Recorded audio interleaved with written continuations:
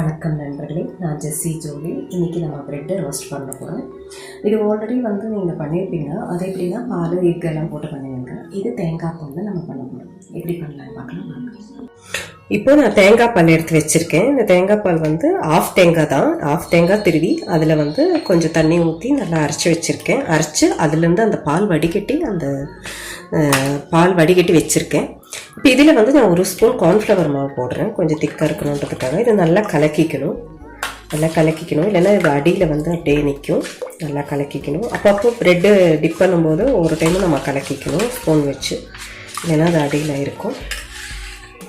அப்புறம் ஒரு ஸ்பூன் நான் சுகர் போடணும். ஆனால் என்கிட்ட நான் வெள்ளை பவுடர் தான் போடுறேன். வெள்ளை பவுடர் போடுறேன். நீங்கள் சுகர் வேணால் ஒயிட் சுகர் போட்டுக்கலாம். உங்கள் ஸ்வீட்டுக்கு எவ்வளோ வேணுமோ, ரொம்ப ஸ்வீட்டாக இருந்தால் தைக்கட்டும் சிலவங்களுக்கு, அதனால் லைட்டாக போட்டுக்கோங்க. ஒரு பிஞ்சு சால்ட்டும் போட்டுக்கோங்க. போட்டு நல்லா கலக்கி வச்சுக்கோங்க. ப்ரெட்டை ரோஸ்ட் பண்ணும்போது நீங்கள் நெய் வேணால் யூஸ் பண்ணிக்கலாம். நான் நெய் தான் யூஸ் பண்ணுறேன். பட்டரோ நெய்யோ ஏதோ ஒன்று போட்டு நம்ம செஞ்சுக்கலாம். டேஸ்ட்டாக இருக்கும்.